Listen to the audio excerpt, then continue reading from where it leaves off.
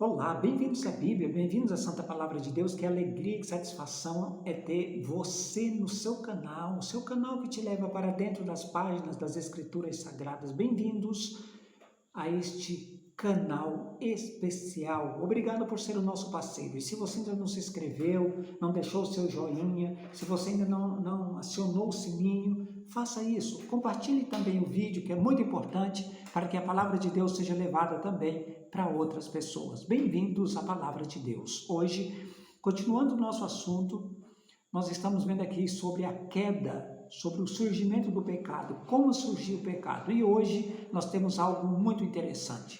No capítulo 28 do livro do profeta Ezequiel, e no o verso número 13, está escrito assim: Estavas no Éden, jardim de Deus, de todas as pedras preciosas te cobrias. O sárdio, o topázio, o diamante, o berilo, o ônix, o jaspe, a safira, o carbúnculo, a esmeralda, de ouro se te fizeram os seus engastes no dia em que fostes criado. Esse verso aqui ele tem para nós muitas lições. Primeiro, ele mostra como os anjos foram criados. E depois de Deus criá-los, olha o cuidado que Deus teve. A Bíblia diz que Deus os cobriu de pedras preciosas. Sim, meu irmão. Lúcifer, por exemplo, ele era todo coberto de pedras preciosas. E tem mais, as pedras preciosas que o cobriam eram as pedras mais preciosas que existem. Na classificação das pedras, primeira, segunda e terceira categoria, aqui aparecem somente as pedras de primeira categoria, porque Deus se preocupou com o brilho desses anjos, especialmente o brilho de Lúcifer. Aqui está a origem da palavra Lúcifer. Eu não sei se você sabe, mas a palavra Lúcifer, ela não aparece nas Escrituras Sagradas. Então, baseada aqui, por quê? Porque as pedras têm o seu brilho próprio, correto? Então, devido às pedras terem o seu próprio brilho, então Lúcifer tinha o seu próprio brilho. Por isso ele era um anjo bonito, né? Um anjo criado, além de ser criado pelas mãos do Criador, ele tinha também agora características incríveis, porque ele era um anjo brilhoso, ele tinha as pedras que o cobriam. A cobertura dele era as pedras preciosas. Então, ele era um anjo de fato fantástico. Mas o que não quer calar é o seguinte: como pode um anjo tão bonito, tão perfeito, tão brilhoso, que vivia no céu perfeito, onde não havia maldade, como pode um anjo como esse se rebelar contra o Criador? Agora nós temos algo interessante aqui.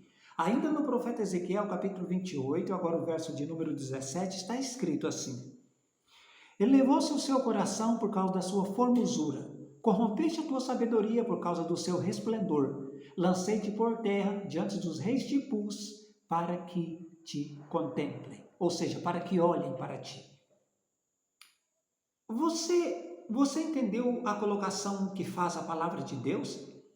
A Bíblia diz que ele elevou-se o seu coração por causa da sua formosura. Então aquela beleza toda que ele tinha, devido a ele ter sido coberto de pedras preciosas, ao invés digamos assim, de ser uma bênção, para Lúcifer não foi uma bênção? Não, não foi. Por quê? Porque ele começou a olhar muito para si. E aqui nós temos que parar e pensar algo muito interessante. Sabe por quê? Porque todos nós corremos o mesmo risco quando nós paramos de olhar para Deus e começamos a olhar muito para nós, achando que somos os melhores, achando que somos os tais. Isso é um perigo muito grande. E Lúcifer começou a olhar para si. A Bíblia diz que ele olhou tanto para si que ele elevou-se o seu coração. O que significa isso? Ele se achou o máximo. Se achou o máximo. Então, elevar o coração é achar-se. Quando é que eu posso elevar o meu coração? Quando eu olho para mim.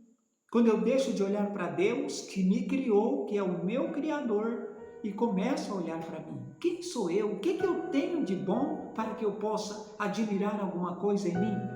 Lúcifer esqueceu disso e começou a olhar muito para si. Diante disso, ele elevou-se o seu coração, ou seja, ele se encheu de orgulho. Assim nasceu o pecado no coração desse anjo. E infelizmente, depois que nasceu o pecado em seu coração, ele não podia mais permanecer no céu. Meu irmão, minha irmã, nós corremos um risco muito grande. Devemos aceitar a Cristo. Vamos orar. Obrigado, Senhor, pela sua palavra. Obrigado pelos esclarecimentos de hoje, em nome de Jesus. Amém. Lembrem sempre que a voz aqui é nossa, mas a palavra é a palavra de Deus.